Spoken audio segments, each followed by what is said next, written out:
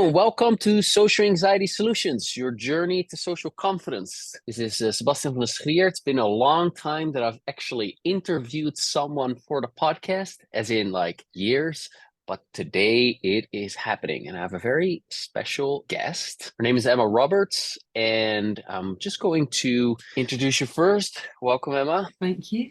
Thank you. Thanks for being on the show. I'm going to start out just reading her qualifications so you have a bit of an idea of who she is and why we're going to be covering the topic that we're going to be covering, which is the power of EFT tapping and how to get the most out of it. We're going to look at common misconceptions and how better to do that with someone who's an actual expert. So over to her qualifications. So Emma is an EFT founding master, one of the only 29 that is accredited by the founder of EFT, Gary Craig. She's a master trainer, clinical hypnotherapist, an NLP master practitioner, and she's the co-founder of the EFT Centre in London, UK.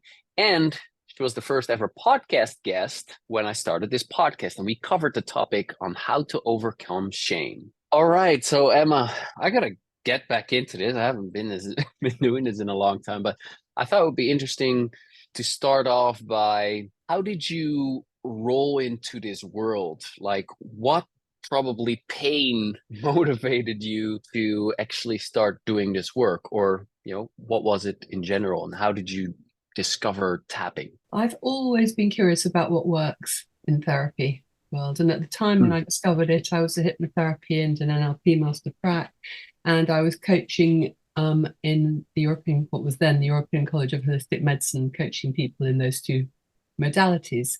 And we were having supervision sessions, group supervision sessions, and Phil Parker, who used to run that and now runs the Phil Parker Training Institute, showed us a video.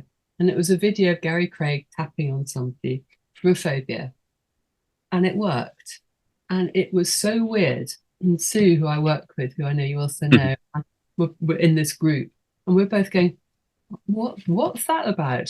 How did that happen? And Gary was doing all his normal Gary stuff and testing this to an extreme and everything. And it clearly had worked. And up till then, with kind of NLP, we had the fast phobia model. It worked to a certain extent, but it was a bit iffy. Sometimes it would, sometimes a bit hit and miss. This just looked like magic. So it was really strange because nobody else in the group was curious about it at all. They kind of dismissed it totally. But Sue and I did the exact opposite and immersed ourselves in Gary's then 6, I think there were, sets of videos at that point. So hours and hours and hours of training with Gary on his video set. And got more and more into it. So started introducing it to our clients and got results. And it was kind of like we still didn't know what was going on. I had no idea what was going on. I'm not entirely sure. We still do, actually, but we know a bit more now than we did. So then we went and trained with Gary, and then Phil challenged us to run a training at his college in EFT. This was before the days of any accreditation or anything like that. So we thought, okay, we'll accept that challenge, and we put it together. And in fact, we ended up training the other people who were in the supervision group who couldn't be more interested at the time, or less interested at the time. And then that's kind of how it all started, really. And I've been using it ever since. And if I ever find something that works better, then I'll probably incorporate that as well. I will incorporate that as well, but I haven't. And that was in the early 2000s. It was 2001 that we were introduced to it in our supervision session. EFT Centre in 2004. And prior to you actually discovering tapping, you were already a therapist. Yeah. And what led you to start doing that work? That was a long time back. A friend had done some hypnotherapy to stop smoking. I wasn't a smoker. I had been, but I wasn't at this point. So I thought, well, okay, that's interesting. I'll go and try it out. I've always been a bit curious. I come from a medical background, so I'm kind of always been interested in people and change work and health and that sort of thing. And I'm not medical. My father was a doctor. And so I went for a hypnotherapy session just for weight loss, thinking, oh yeah, right, this isn't going to work for me. And anyway, it something shifted in me, and it changed my relationship to food. I'm not going to say it was a permanent thing, but it did did do something. So I thought, oh, this is really interesting. Again, what's going on here? I want to know more about this. So that's what led me to that training. And it was a combination of hypnotherapy, psychotherapy, and NLP. I then ended up at Birkbeck doing a psychology diploma just to get some kind of foundational sort of core principles in place. And from there on, it just kind of, I mean, I've never looked back really. I've been very, very lucky. I've never had to advertise for clients or anything. I've just kind of, it's all been word of mouth, still is. And I've worked with some thousands of people now, I think, probably, and groups. And yeah, but that's how I got into it through somebody going, oh, just try it, the hypnotherapy. So the first time you encountered tapping, you saw a training video where the practitioner helped the person overcome a phobia. Yeah. How did you know that that person actually overcame the phobia? Well, it was Gary, and he just tested it and tested it and tested it, getting them to vividly imagine various times when the phobia would have happened. You know, really zoning in, which is key with EFT, actually getting into specifics, really zooming in with kind of the camera in your mind to the piece that phobia was hooked into, the aspect we would call it. And it was just a convincer. It was a convincer enough to convince Sue and I to go and look into this more. I'm not saying we became kind of zealots overnight. I think we did for a while after, you know, in the next couple of years. I think we thought everybody stupid about it, but it was just really exciting. And we also, you know, I'm a firm believer that you don't take something out there unless you've experienced it yourself. And there was a lot of what in EFT terms is called borrowing benefits, tapping along with the videos and also working on ourselves. Both of us did through various things that were going on in our lives. And we were seeing results.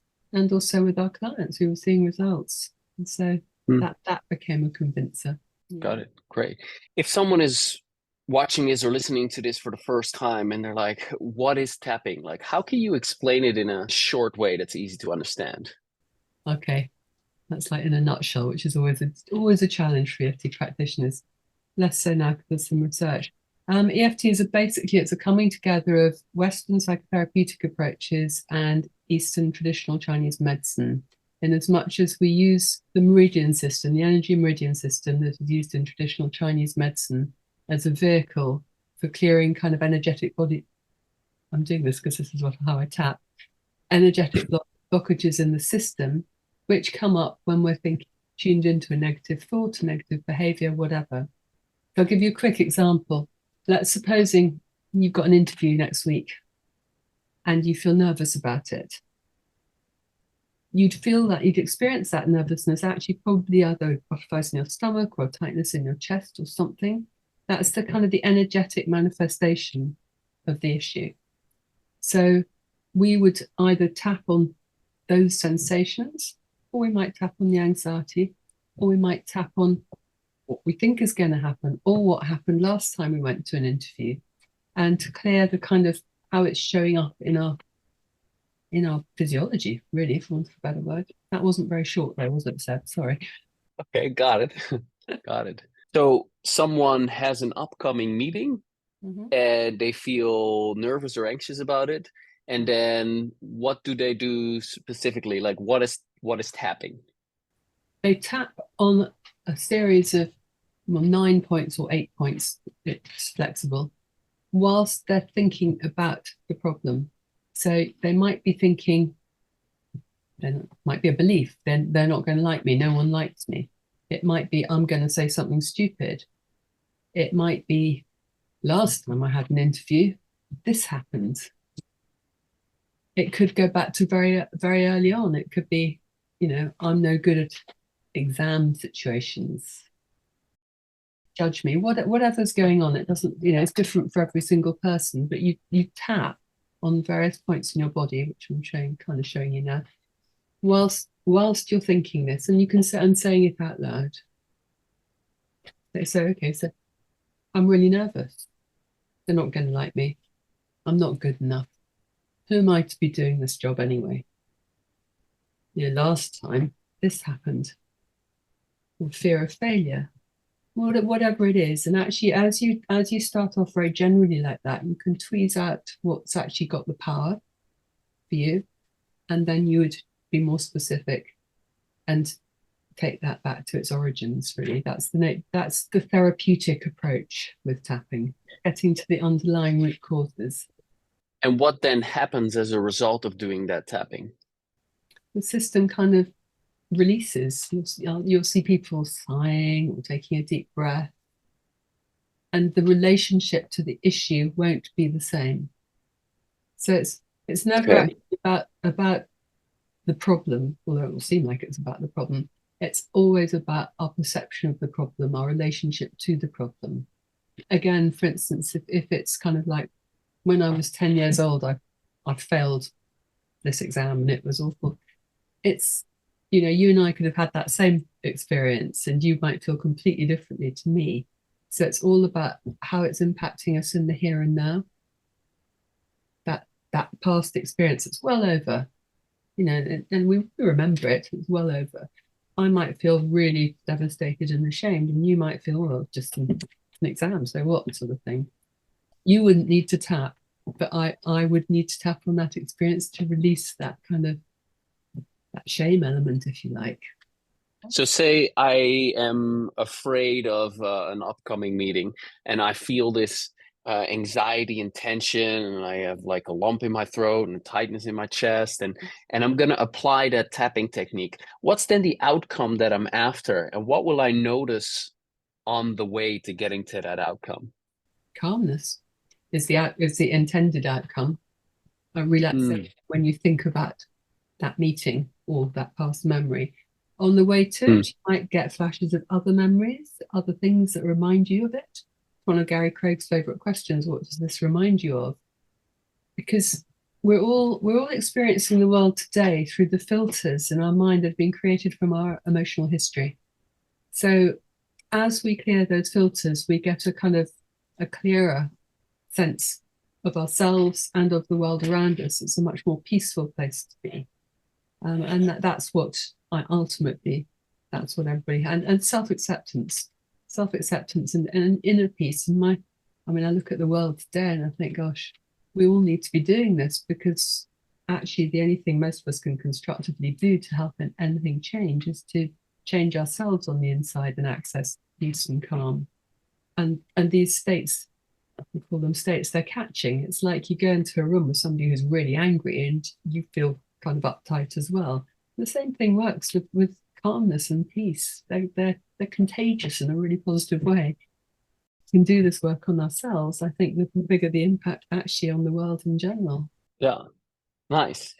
I've got a bunch of questions that commonly come up for people, like misconceptions about what tapping is. So I want you to answer them like fire. Okay, so as short as possible. I mean, you can elaborate on yes or no, but okay, because it's a bunch of them. So Like first of all, yeah, go on. Yeah, right. So is EFT based on the placebo effect? Do you have to believe in it for it to work? No. Okay. That is so no. That is very short. So what happens if I don't believe in it and I'm gonna do it? I'd say just give it a go. If the lack of belief in it really gets to you, then you might tap on, I don't believe in it, this is really stupid, it's not going to do anything, which will probably make you end up laughing. But just give it a go, because it does work. And it does look silly. Exactly. I think it's absolutely not a placebo effect, because it works for people who do not believe in it at all. And I don't know about you, but I was actually very skeptical when I first saw it. I'm like, yeah, right. I'm tapping on my face and body. I'm saying these statements, and that's going to help, compared to what I've heard that's supposed to help. Like, I got to change my thoughts, face my fears. That's the real stuff. This Disney stuff can't do anything. Well, I've never heard of Disney stuff before. That's great. But yes, I mean, it's healthy to be skeptical about these things. Right. It really is. Right. And it is all about having that inner experience to believe it. Why would you believe that tapping around your body is going to do anything? But equally, why would you not believe it? Because there's enough evidence supporting it now too. So I would just say, just humour me and give it a go. See what happens. Thing is for everybody. Doesn't mean it doesn't work. try it out and see if it works, but give it a committed try. Yeah, We'll get to that in a second. So is it then like a distraction technique? that's, I hear that so often. No, it's not a distraction technique. Maybe there's an element of distraction in it, but if you're distracted from something, then the problem's going to come back when you stop tapping, isn't it? And that's not the case. It's the relief that you feel after the end of a session remains. If something seems to come back, it's because there's another piece of it that needs addressing with the tapping, not because the tapping hasn't worked, actually. It just means there's a bit more to be done, not a distraction technique. You mentioned earlier, okay, well, when you think about that upcoming meeting, then you say these kinds of words and those kinds of words. Like, do you need to get the perfect kind of words in order to get the result? If you're a practitioner for your client, yes. But that involves careful listening to your client. You tapping on yourself cannot get your words wrong. Just say it as it is. Don't try and be clever or make it pretty or even make it make sense. Just say what comes into your mind. I think Right. people do move away from this because they think they're getting words wrong, and actually you can't get your own words wrong. And often enough, when you have a particular feeling, even without using any words and just focusing on the feeling, Sure, if you're in it, you know, absolutely, it can begin to shift. Yeah. absolutely, and Okay. there is an element of persistence. People, EFT's got this reputation of being a really quick fix. I don't believe in fixes, but also we're complicated. Sometimes Mm, really persist and question yourself and really stay with it. What I would say to everybody out there is it does work, and it does work for you. You can do it for yourself. I mean, sometimes you need a practitioner to help you to get to the unconscious drivers and things, but actually you can go so far on your own. It's one of the mm. things I know, that you can actually do that, which I think is one of the most important things about it, actually. There's Learn a it. lot that you can do to self-apply and move quite far in the direction of where you're trying to go. Absolutely, Yeah. which I think is hugely important. I really do. Can you overcome a complex issue completely by yourself? Sometimes it depends on the unconscious blocks, really. One of the main roles was working with somebody else is that someone else who's been trained in this has techniques, but has enough training to be able to keep you safe and to communicate directly with your unconscious mind to bring up that material. So I'm not going to say no, but I'm also going to say there are times when actually you need support. Yeah. And also a witness, I think, is quite important. I think the role of practitioner as a witness is important. Someone who can see from the outside what you're oblivious to yourself, who can see Exactly. your blind spots Yeah. and help you pass that. Right. I like the saying, I think it's from Lindsay Kenny, I'm not sure, but she says even the best surgeon cannot remove his own appendix, or even the best dentist cannot give himself a root canal. Yeah. Right. Sometimes you really need the help of a practitioner. You Yeah. do, absolutely, but that doesn't discount the fact that you can do an awful lot. Even when you're working with a practitioner, you can do, they will guide you to how you work on yourself in between sessions, which means that you're not doing, 2 sessions a week for 5 years or something at all, because it's not, I think it's not hierarchical. It's teamwork. My clients and I we're working together, and then they go off and they'll do their own work in between times, and we'll come back and go to the next piece. So I think from that point of view too, it's really important. It's not, I'm going to somebody else to fix me. That's not at all how I see it, apart from the fact I don't think anyone needs fixing. But it's my Mm. job as a practitioner is to open doors for them and to help them get to the unconscious blocks. But they do a lot, my clients do a lot of work on, well, a lot of work. Some do, some don't, but the majority will do tapping on their own in between sessions. And that's very empowering. Absolutely. Yeah. Like, um, I used to have particular feelings come up and they were very strong and overwhelming. And I then just didn't know what to do. So the only thing I could do is like, all right, just try to distract myself or, go drink or smoke a joint or do whatever in order to I couldn't cope with that. I didn't have anything to do. And Yeah. then when you know how to tap, it's like, okay, I now have a technique to actually do something with this feeling. Not only that, when I'm actually doing this, I'm also improving my mental and emotional well-being going forward into the future. So it becomes a very, my mentor would say, life-affirming action. You know? Yeah, definitely. Yeah. And that's part of you're doing it. That's the important thing. You know, it's not somebody else. Yeah. It's you. So it's about you Very taking empowering. responsibility for yourself, which is hugely empowering. Actually, and a lot of people are very scared of, for sort of, you know, reasons coming from their own history. But so I think it's a big shift that is really positive, really empowering. Mm. Sometimes people are afraid to do things on their own. You know, they're like afraid to start tapping. Why do you think it might be? I think there's a very common belief that, oh, if I do this, it's going to make it worse, or I'm going to be overwhelmed, or whatever. And they're Mm. understandable, totally understandable beliefs. I I would say if you want to start tapping, tap on something minor. Tap on, I don't know, someone bumping into you in the street that's made you a bit pissed off, rather than going for the major stuff straight away. So that you want to kind Right. of system used to it a bit, because Yeah. it does involve a different way of thinking. It involves noticing when you're feeling out of sorts and actually taking action and interrupting that process, if you like, because you've got something you can do about it. So, and Right. also people think it's weird to be tuned into the negative all the time. I wonder, I don't know if that's another of your questions, but often get people. Well, I mean, sometimes the negative is there, right? I mean, Well, the negative is what's interrupting our natural state, which is of peace and joy. It's always the negative. But it's very counterintuitive to be saying the negative out loud. You know, in these days of positive affirmations, and don't speak the negative, don't say the negative. So you put a positive there in its place. And that's a bit like kind of laying carpet on rubble. You know, the rubble will come through, the negative belief will seep through. But with the tapping, when you're saying the negative, you're tapping at the same time. The negative is creating the feeling that you're then applying the tapping to. So it's different. I absolutely don't keep giving yourself negative kind of instructions all the time. Absolutely not. But if you're tapping with it, definitely. That's the purpose of it, right. really.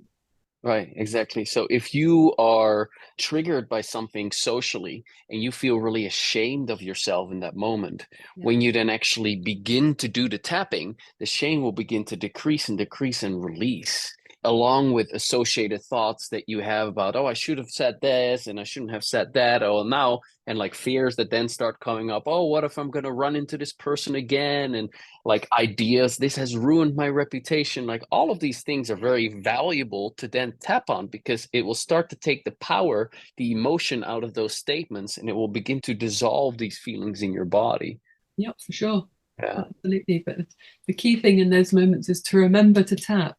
Often people kind of get Right. tripped and it goes out of their mind because you have to have Right. a different part of your brain to remember to do something to help yourself when you're in that downward spiral.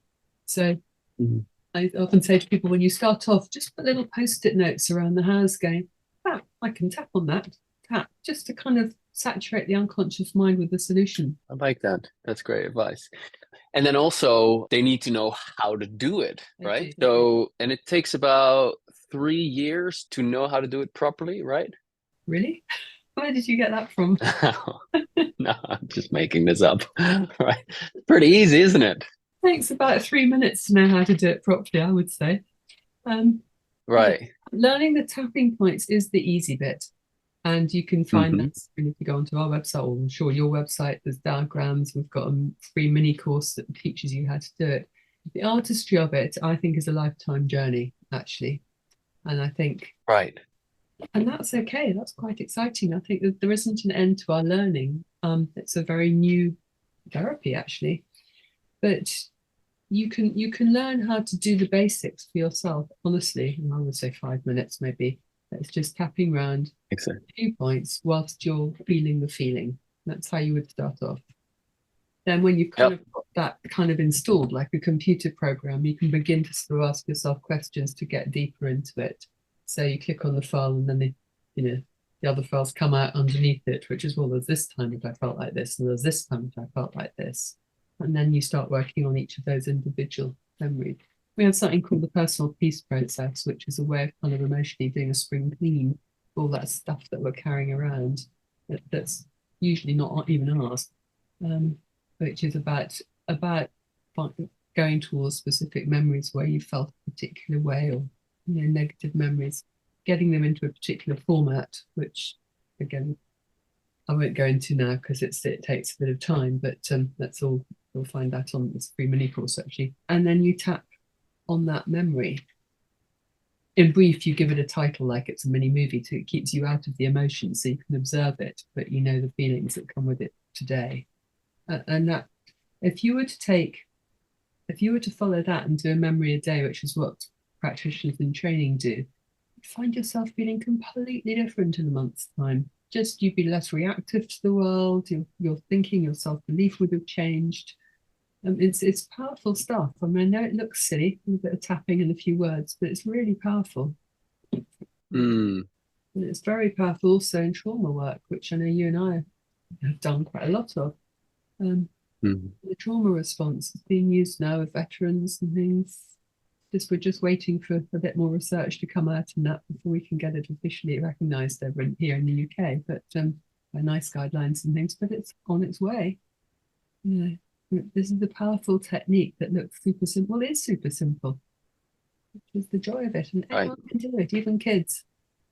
And I like to see or I like to remind people, look, this is simply a skill, and it's not rocket science. It's a simple skill that you can pick up, and the basics, like Emma says, you learn how to tap on these particular points. You remember the protocol or the routine, or how you say that, the sequence, the order and sequence, which isn't even that. But you remember which points to tap on, and that already gets you going.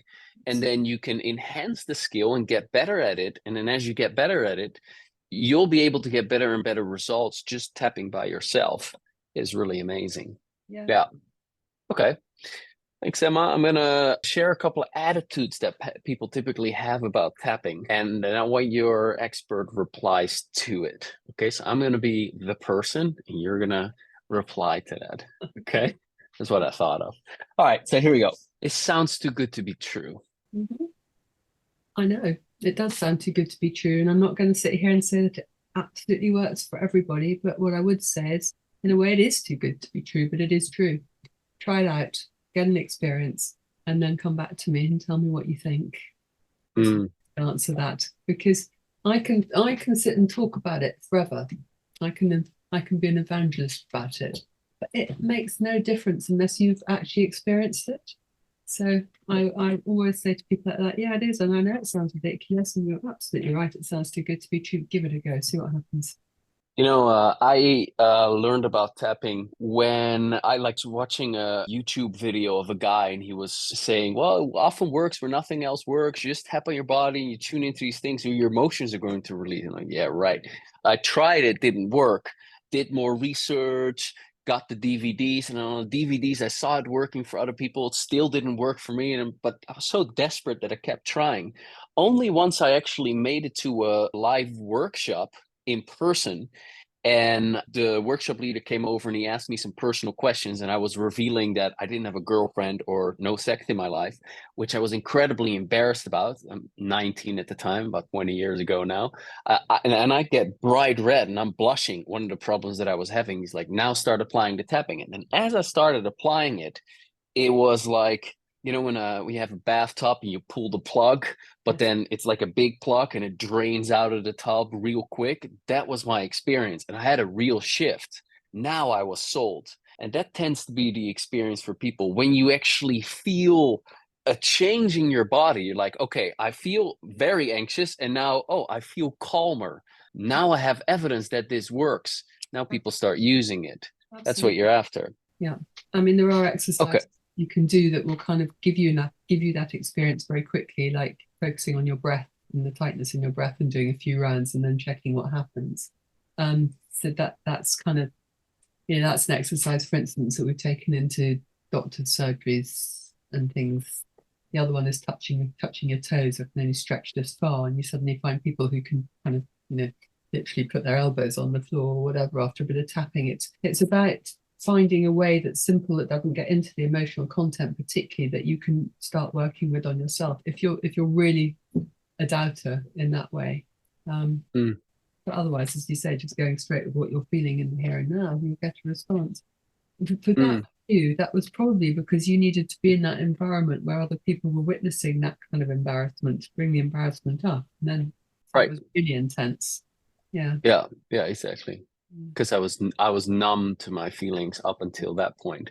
And I was tapping on like these thoughts that I was having, but I didn't feel anything change. I was tapping for like 3 months Yeah, but just out of hope that it would work. you probably But find that that actually took some of the layers off of the defense mechanism, possibly, that it was ready to present itself then. right, I very don't much know. possible. I work with people with social anxiety disorder.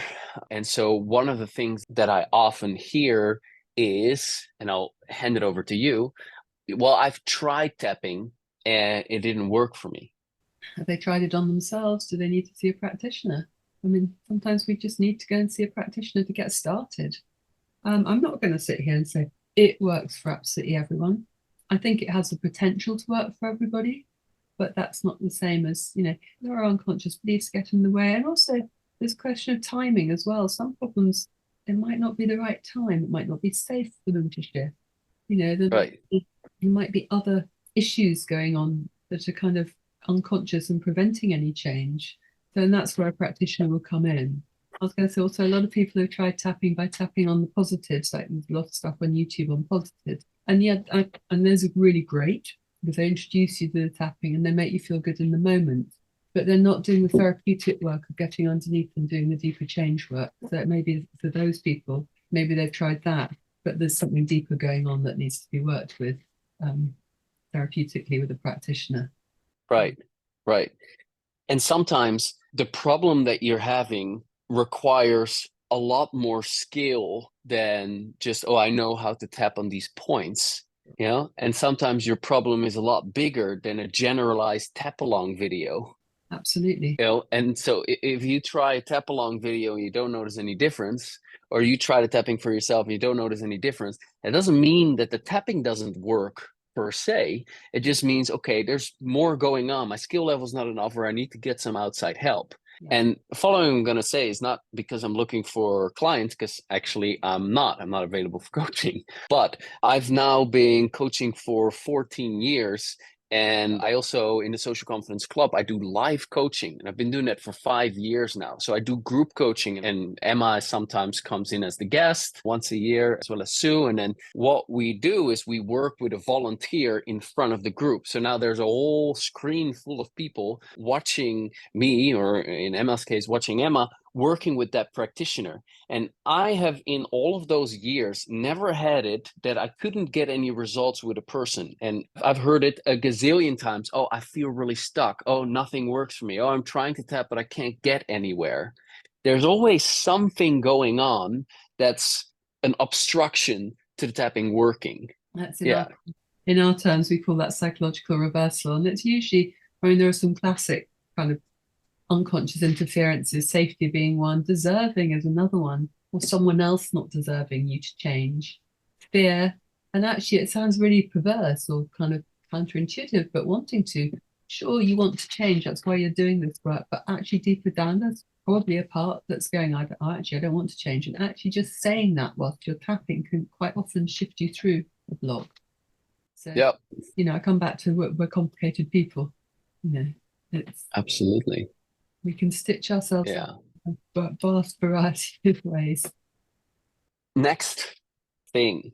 Well, I tried tapping, but I only get temporary relief. Mm. Well, that comes back to the last question, really, doesn't it? It's kind of, temporary relief is great. It's better than no relief at all. It shows that something's happening, your system's responding, but actually you need to be getting underneath it. You need to be diving deeper into it, if you like. And that can be through a series of questions and self-inquiry, so what is going on for me? What am I feeling? When did I feel that before? What was happening then? Who does that person remind me of? What does that, you have to get really specific. What does that voice tone remind me of? When did I hear that voice tone before? Oh, someone shouted at me at school when I was 6. And the memories that can pop up with the tapping and will pop up actually as you progress, are not necessarily out of conscious awareness. They're just things that the adult would dismiss. But the stuff of childhood, like kind of, being stood up and getting the question wrong, and teacher saying something and feeling humiliated or stupid or whatever, this is the stuff that we carry through unconsciously. And we then search for other experiences and validate the beliefs that are created at that point, like I'm not good enough, or I can't do math, whatever it happens to be, I'm stupid, I'm unlovable, whatever those beliefs are. We then look for evidence to validate them. And the problem is, like our friend Steve Wells goes, it's a pile of BS. The belief systems are just not true. They're all illusions. So if we can get uproot the roots and our emotional attachment to the roots, then we can move through that and our belief systems will change to be something more real. I am enough. I am lovable. I accept myself. It's all possible, but you have to be a detective for yourself. And sometimes that's really, really hard. Sometimes you just, as you said earlier, someone on the outside to hold that Yeah. and do that. Right. So sounds like what you're saying is that we're reliving a lot of our past experiences, the past pain. So you're referring to an earlier experience where you messed up a math problem in class and that was maybe embarrassing. And there you learned, I don't know, I'm no good. And now you're in front of your boss and you don't know the answer. And those feelings from when you were 8 in class get triggered and you're reliving these experiences. Absolutely. I mean, I remember that when I had to do statistics for my psychology, and I couldn't do it. And it took me straight back to being about 5 years old and didn't know my times tables or whatever. And of course, as the adult, I think, oh, that poor child, that was really awful for her. But actually, once I had to access those feelings, so what if I can't do statistics? There's where I came to. But at that point, it felt like the world was ending. In front of the class, it was embarrassing. I was getting it wrong. I couldn't get my head around it. No, I really, makes no difference. Like if I'm in that sort of situation now, I just think, okay, well, I've just got more to learn. I'm applying myself in a different way. So it's allowed me by releasing the earlier trauma, and it wasn't just the one math class, but there are numerous, as there are for all of us through school, actually. I'm in a much more resourceful place. It doesn't mean I don't have Right. problems or anything. I just have a much more resourceful when it comes to solutions. Yeah. It's just amazing what can happen when you do enough tapping over time and you get to hit the right targets. Like I used to blush whenever I was the center of attention, or when there was a topic about sex, or when I did something wrong, or when I, messed up, or, the list is endless. Yep. And eventually how often I blushed would just get less and less, and how upset I would get about the blushing would stay around for less long. And eventually, I just don't blush anymore. It's just not, it's just neutralized. And instead, I just feel calm and I feel at ease. And like, there's no reaction whatsoever. So, what used to be like this big, huge thing that I was also super scared of happening is just not happening anymore. It's really incredible what it does. No, it was exactly the same. There was absolutely no way 25 years ago I would have been doing this. No way. Right. I haven't actually ever specifically worked on that, but I've worked on a load of other stuff, and that sort of dropped away at the same time. So now it's kind of, I don't get nervous. Well, I mean, I have the advantage. I know but I just think, oh, that's going to be fun. We'll just have, it's fun. We'll see what happens. But I used to, I used to blush so badly. They used to call me beetroot at school.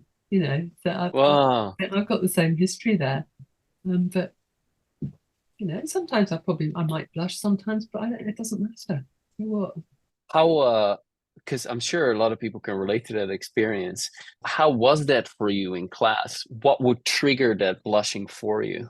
People's attention, people looking at me, people expecting me over labels they gave me. I was always labeled as being this particular, since I had the label, she's good at math. She's, top of the class at maths or whatever. Well, at 5 years old.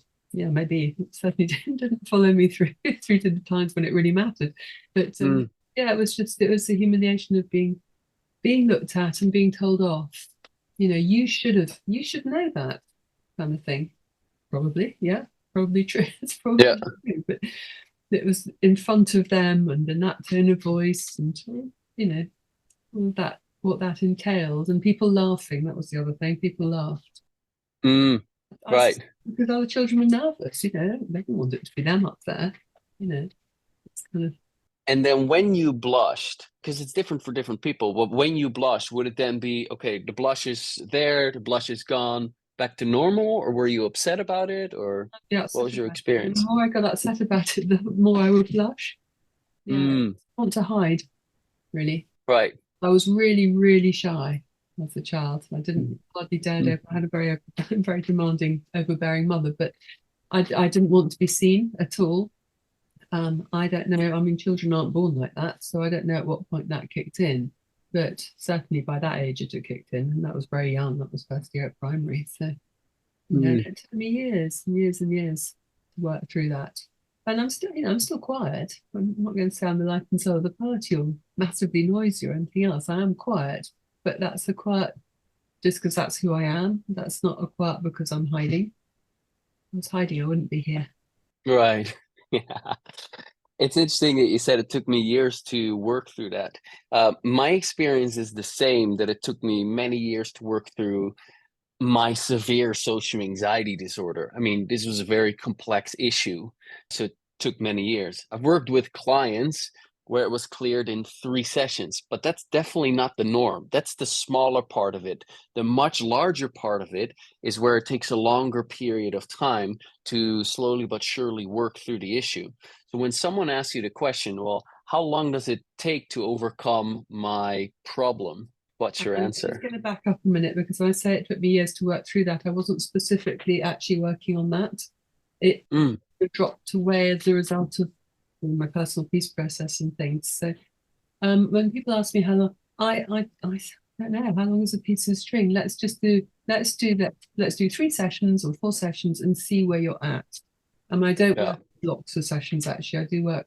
I never see anybody for 1 session, but I do kind of check in all the time, see where you're at, how you're getting on, because you come to a stage where you problem solve, and then it's about next steps. And when you think about being free of that problem and getting out in the world in a new way, that brings up a whole load of stuff as well that kind of needs to be worked through. So Yeah. it's a piece of string. It's entirely, some people will do 6 or 7, or maybe 4 to 6 sessions, and then I won't see them, and then they'll come back years later when they come up with another obstacle. Other people I work with, I tend to work with people fortnightly actually, but those people I work with every other week, I can work for years and years and years and years. Mm. One client once said, well, I just look on it as maintenance because I'm always, you know, saying, well, do you think these sessions are useful? Are they helpful to you? Would you like to just have, should we make it 3 weeks? Should we make it a month? And, he's trying to kind of wean people off so that they feel empowered. But, it depends on the complexity of the issue, but I never prejudge it. Because as you say, some things can go in a couple of sessions and other things take much longer. Yeah. Also depends on how how deeply a person wants to go into their problem. Because if somebody comes in anxious about an interview next week, they may not want to start going into all the history and stuff. So you've got to meet the client where they're at and Mm. you know open the sense of possibility. We could work in this way, but at the end of the day, it's their choice. Yep. And while I really understand the question, right? Like, oh, how long is it going to take? Actually, a better question is like, what can I do right now to make progress? Yeah. Because, like, even if you normally feel 8 out of 10 anxious around, your colleagues, and now you feel 4 out of 10, that is a significant life improvement. I mean, that's huge, you Really, know? it is absolutely. Yeah. But what you're talking about there is becoming an observer to your own process. Um, and that's why I think it's really useful to kind of, I mean, you're talking about on a 0 to 10 scale, and I think that is useful. Some people operate that way, others don't. But you need to be able to remind people of where they started at and where they're at now. Mm. You want your work validated because they need their process validated and witnessed. I think it's really important. And an 8 to a 4 is a massive shift. Right. As we're rounding up the interview, I have one more question. There's a stigma around getting help still, like oh, it's not cool to go into therapy, or it's like it means that you're weak or pathetic or that I'm broken, or people are scared of what they're gonna discover. Like, what's your attitude towards personal development and therapy yourself? Like, what's your attitude towards it? It's a weird question to ask me because that's how I exist. But it,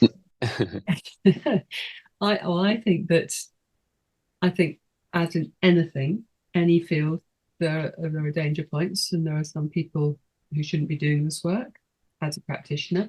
But I think generally, I can't help but think it enhances life. I mean, to have less problems and be less reactive and more in the space of kind of, I suppose, loving kindness is the ultimate, or self acceptance, ultimate aim of all. Mm,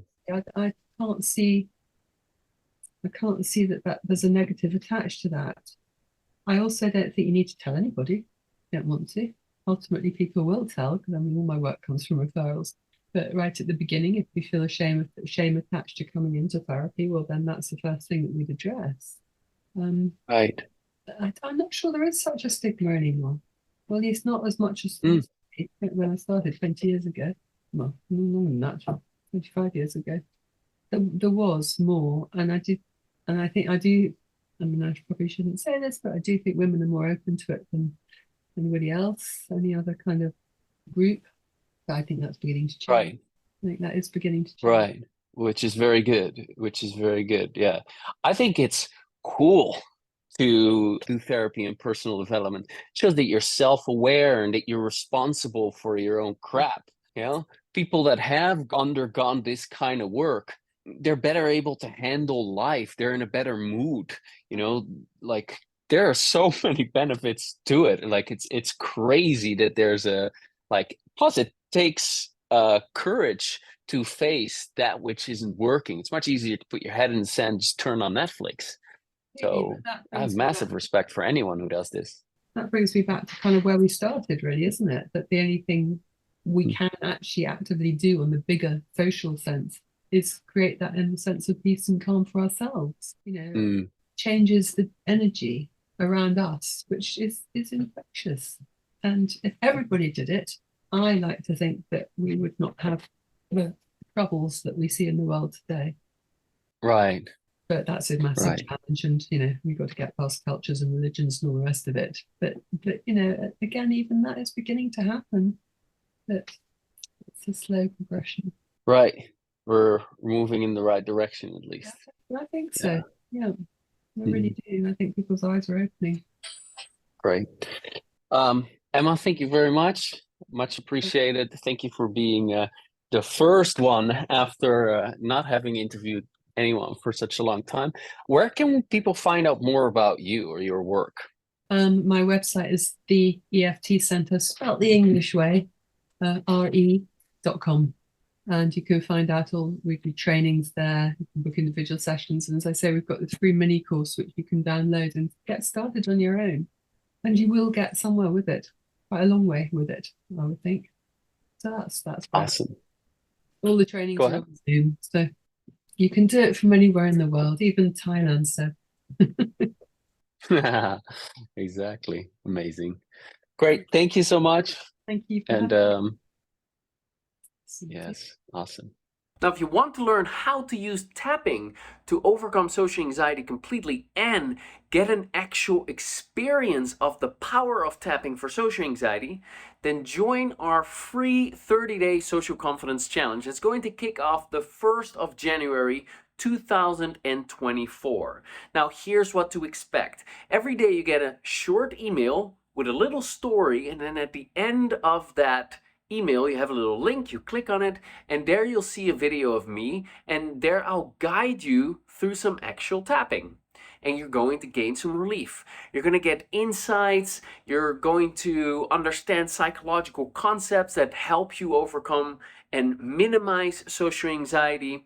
You're going to learn why you've been stuck and how you can get unstuck. Further, every day we'll be tapping together, and every day you're going to make a little bit of progress. So even if you feel like you're a tough case and nothing works for you and you've tried tapping already and, you know, this won't work for me and all that kind of stuff, this challenge is for you, okay?